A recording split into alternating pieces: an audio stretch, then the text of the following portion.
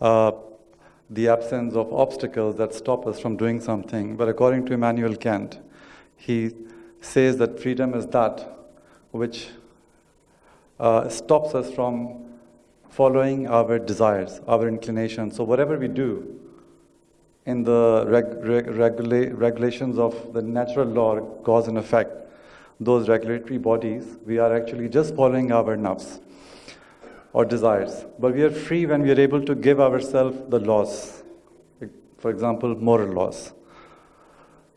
Today, I'm going to start from what actually, after talking about goodwill, duty, and of course, reason and autonomy, we're going to talk about what Immanuel Kant actually proposed as a moral theory of what and how we ought to live. So two aspects of his philosophies are important before we just move our discussion forward. So he says, the first law he gives is this, that act only with the principle whereby you can will what you're doing to be a universal law. So that's his main categorical theory of morality. So to understand what he's trying to say, that whatever you do in your life, in your daily routine, with your parents, with your children, with your friends, at work, whatever you do, you must make sure that what you're going to do, you accept that all humanity can do the same. If it passed the test, that means your action is right. So whatever you're going to do, you make sure that you will accept others to do the same to you. So in other words, from Imam Ali alayhi salam, salawat please. Treat others how you would like to be treated in a very similar way. But what he's trying to say, that if you want to do something, and when you think about it, that what if somebody else did the same thing? Would I accept? And if you cannot accept that somebody else can do the same, then your action is immoral. It's not a right action. So this is about a universal will, yeah. And then I would like to just correlate back to Karbala. Every action of our Imam, every action could be taken as a universal law. What Hazrat Abbas did, what Hazrat Ali Akbar did, what Hazrat Qasim did, what Hazrat Honor Muhammad did, they have set a universal law to what they did. So if we were ever to be in that position, we should be doing the same thing, yeah? No, none of the action of theirs could not be taken as a universal law. So basically, Imam Hussain, again, just going back to that point, that he is a role model. He is a role model in that sense, that all his actions are teaching us something. And of course, freedom is very, very closely linked with the whole idea about this universal law, that whatever you do it with complete understanding that you expect others to do. So imagine now in the world that we're living, where we are repeatedly covering the tribalism, the opportunism, the individualism, the way we want to live, and the way we want to live by utility, the way we want to live by selfishness. Every action of ours, if you were to think that whatever I'm going to do or what I'm trying to do, would I expect others to do the same? What will be a real, honest answer to ourselves? Mostly no. Because mostly we are doing things for our own self-interest. So this is something that Immanuel Kant is giving us in his account. And this is something, the embodiment we only see in the embodiment of our Prophet, peace be upon him, or our Aima, alayhi salam, salawat.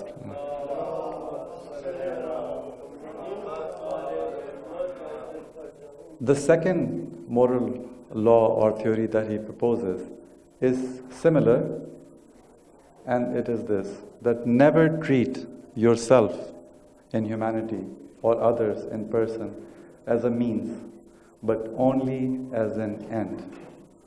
So if we remember our discussion about freedom and the backdrop, I think it would be extremely important that, or the dignity, that when you give others their dignity, you would never use them as means. In our daily life, throughout from the morning until the time we go to sleep, we don't realize how many conducts we are undertaking in which, without realizing, we are using others as means. Those could be your children, those could be your family, your wife, your friends and people at work. You don't realize you're using people. We are using people without realizing, because it is important in the series of discussion that we always remember everything as a backdrop. There's too many backdrops, but keep those slides there about utility. All our actions are aimed at something we want to get out of the situation. So if you're always trying to get something out of the situation, we are mostly using others as means. We are not using them as an end. So what Kant is trying to say, that you must not use others as means, but only as an end in themselves. Now these are the two theories that he proposes. If we look at the compatibility of what he's trying to say about dignity and freedom, it is this. Because usually one would think, what has duty to do with freedom? What is it that duty has to do with freedom? But actually it's very, very infused, the two things together in Immanuel Kant's account. And that is this, that when you're acting as an agent, you're acting as an agent and you're giving yourself freely. When you're acting freely on the duty, or when you are acting to fulfill a duty, you are imposing a moral law on yourself. Meaning, you are deciding what to do. You are not the instrument of your nafs, but you're the author. You are completely free and you are the author. You are deciding. This is your will. And what produces the will? Which part of you produces the will? It's the rationality, it's reason. Reason produces the will. Something I like to share, mostly for the discussion that we're taking, and I think day after tomorrow, inshallah, when we will discuss almost the conclusion, we will need to understand some aspect which are very important. So this is slightly philosophical, and this is slightly abstract. But if we could understand this concept, I think it will help us to understand many things, many things. And this is this. Immanuel Kant says that I, as an object of experience, belong to the sensible world. And I'm going to now break it down into a simple language. Everything that you're doing in time and space. That means leaving your house, coming to the center here to attend the majlis, all is happening in a sensible world. Anything that happens on the way during the course of your coming is regulated by the necessity of cause and effect. Yeah. So that means you get in the car, you come here, all the causal effects are part of your life. So he says, as an object of experience, I belong to the sensible world, where I am governed by the regularities of cause and effect. Yeah, I think we understand this. It's simple that we are living our lives in time and space. Everything is happening in time and space.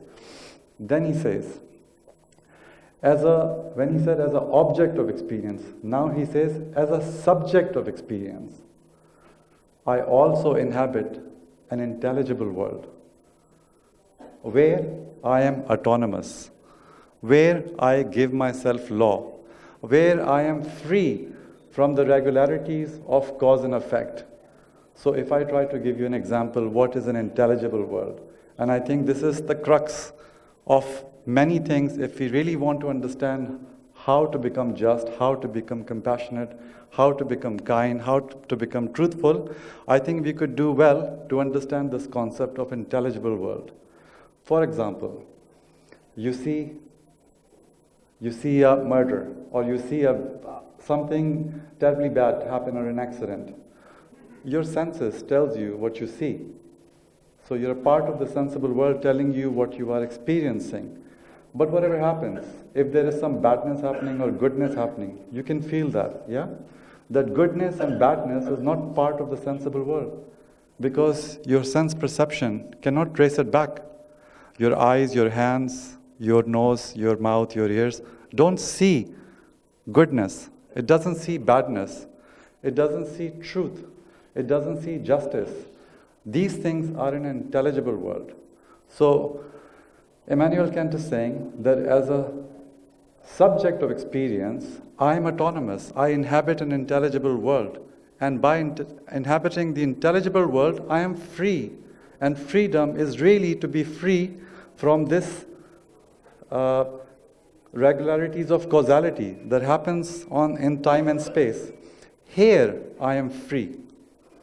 That is his point, that on this, I am free.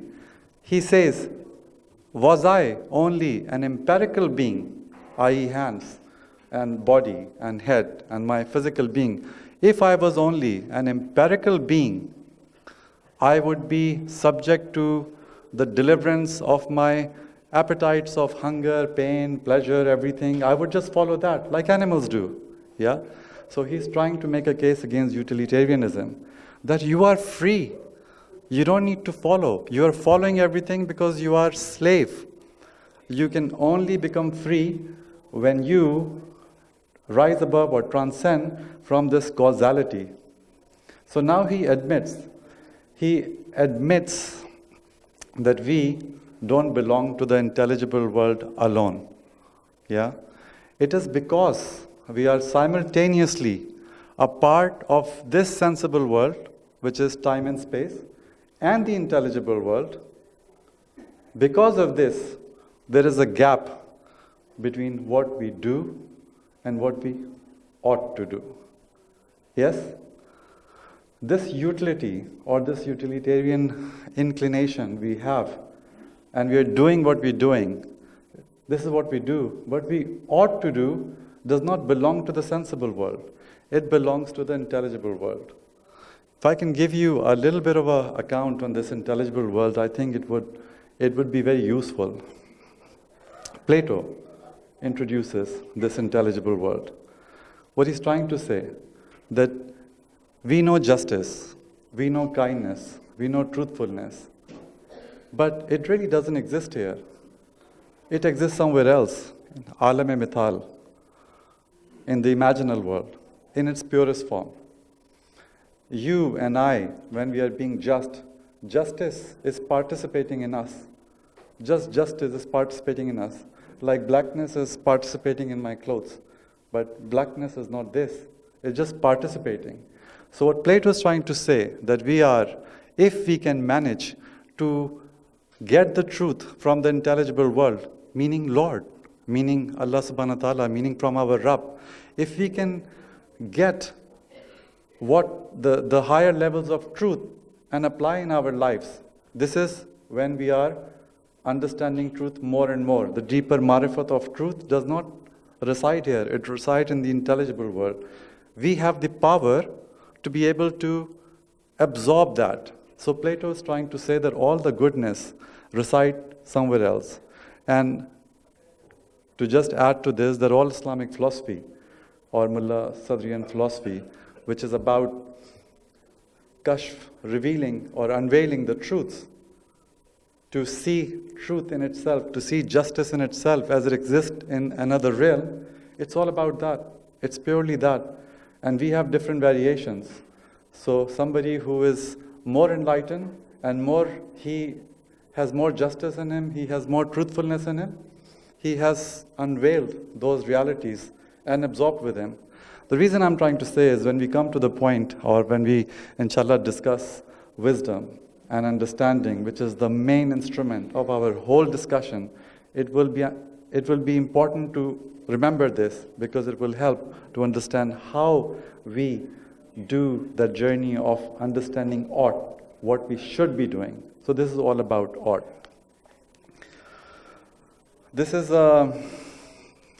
Salawat, please.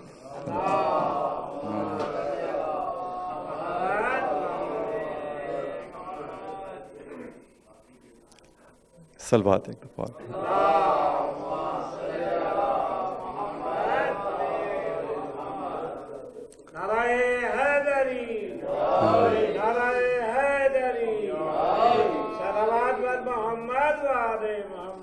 Allahumma salli ala Muhammad wa ali Muhammad. If we understand the purpose of our Prophet, peace be upon him, and if we understand the purpose of Wilaya of our Imam alayhi salam, their mission, I've always been repeating every night, their mission is to bring humanity to this freedom, is to make a human being free, completely free from the slavery of nafs. When our Prophet says that I was not sent except to perfect morality, this is what he's trying to say. That he wants to bring men to this freedom where he can exercise this morality, where he can become free from this sensible world and not mere animal, not remain a mere animal, but become Ashraful Makhluqat. This is the extension of our Imam alayhi salam, Imam Hussain alayhi salam, when he says that I rose up to promote virtue and to prevent vices. So I think it's important that we understand the message. And if we understand the message, it is about freeing ourselves and becoming free. So,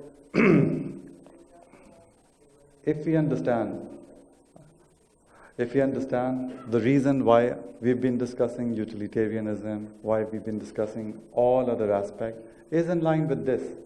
So that how is it that we can deliberate upon a political imagination, that how are we able to, where we, all those isms exist, utilitarianism exists, libertarianism exists, many other existentialism exist, where people are inclined to certain different inclinations, but they are not free. They are not free because can't give us the account of what freedom really is, and they're not free. So we really need to deliberate upon how we can become free, because that is the purpose and that is the mission of Nubuwah, and that is the mission of Wilaya, that we can bring humanity to freedom.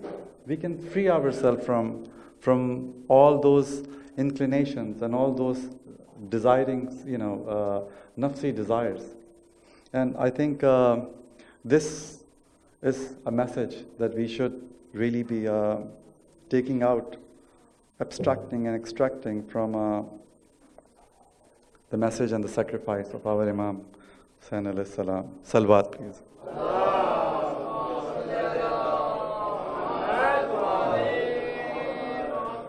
So the question arises, and it's a big question, that we've talked about utilitarianism, and we have established that we are inclined towards following our pursuit without realizing for some utility, some faida.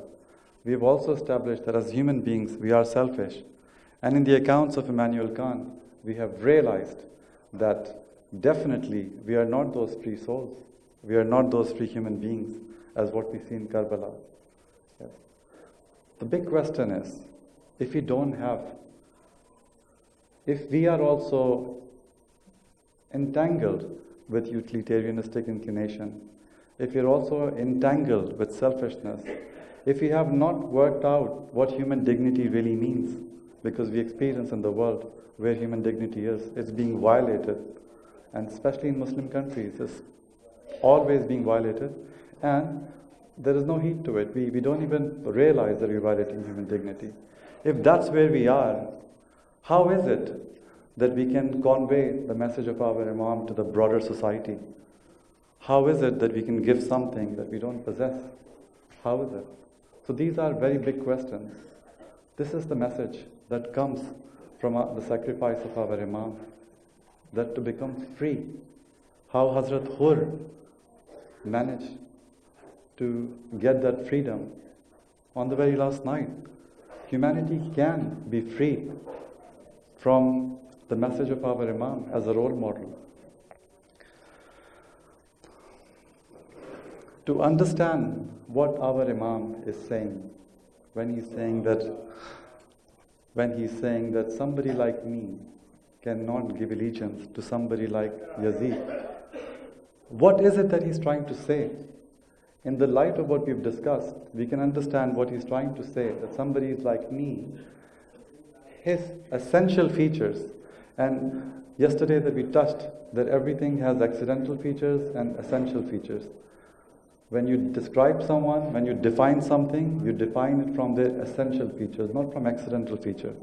Karbala happened, and the event that happened is an accidental feature. It happened on a certain date in the history at certain time, at certain point in time. Yeah, that's an accidental aspect of it. But what is the essential aspect of it? Imam Hussain is trying to say, I am free. I'm a free man.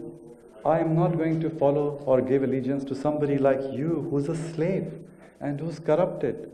Now that is the essential nature of Imam Hussain, which is the essential feature to whole of humanity. Rahmatul Alameen, like his grandfather. That message that he's trying to say that if you do not believe in God or the last day of judgment, at least be free. That's what Imam Hussain said. We need to understand his strong message, profound message there, that I cannot give allegiance to someone like him. He's showing us, he's demonstrating us as a role model where our salvation is and where our purpose is being fulfilled. Our purpose is being fulfilled in the freedom of men. Salawat.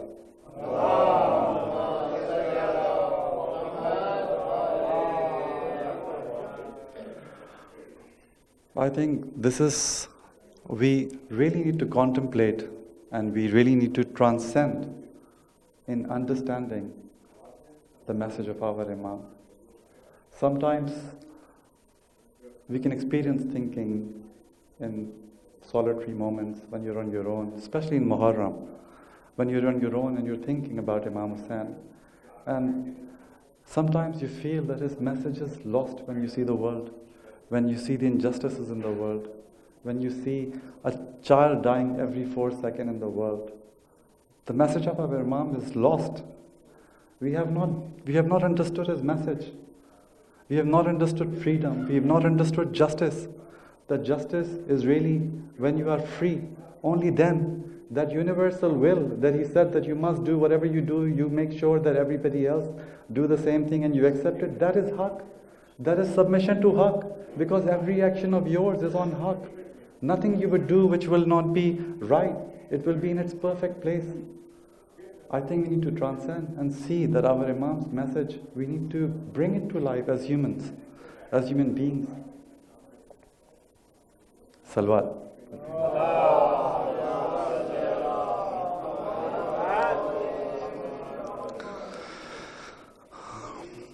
On the day of Ashura, before Asr, when everyone was martyred one by one, it was only Hazrat Abbas who was left with our Imam. Only Hazrat Abbas. And he asked his brother, my Aka, my master, let me go to the battlefield now. He says, if you go to battlefield, who would go to bring water for the children? So he mounted his horse and he decided to go to Euphrates to get some water. On the way he saw Bibi Sakina, and Bibi Sakina said, oh my uncle, could you please bring some water for me? He said, I promise you I'll bring you water. And he took her mashkiza and he put it on his arm and shoulder. Then he proceeded towards the Euphrates to get the water. On the way he was counted by many soldiers of the troops who tried to stop him. But he was a fierce fighter. He dispersed them. Within few moments, they all dispersed away from him, from his bravery. So he reached the water and he filled the mashkiza. And then on the way when he was approaching back towards the tent, the commander of the troop said that stop Abbas. If Abbas reaches the tent, none of you will stay alive. So they all assembled and went back to attack him. And he was holding the mashkiza, and some of the enemies, the group of enemies, managed to cut off his left arm. When he cut off his left arm, he took the mashkiza in his right arm. But the enemies managed to cut off his right arm as well. So when his right arm was cut off as well, he clenched the mashkiza into his teeth and he prayed to God, "Oh God, please keep me alive. Keep me alive until I can reach back to Sakina and give her the water." But the enemies took advantage with his no arms and attacked him again, and that brought him from the horse to the ground. As he came to the ground, Imam Hussain rushed to him and put his head on his laps. Hazrat Abbas said, "O Imam, O Aka, when I came into this world, my first gaze was of you, and my wish is, before I go, your face is the last thing I see. But I have blood in my eyes." So Imam Hussain wiped off the blood, so he could see his master, his brother. And then he said to Imam Hussain, "Please don't take my body back, because I have not been able to fulfill my promise to Sakina. Please don't take my body back." Imam Hussain said, "You have asked me a wish, but brother, can I ask you for a wish as well, my wish?" And he says, "Please, Aka, please ask, what is it?" He says, "You've always called me master, but can you please call me once a brother?" With his dying breath, he says, "Oh brother, oh brother." Inna lillahi wa inna ilaihi raji'un.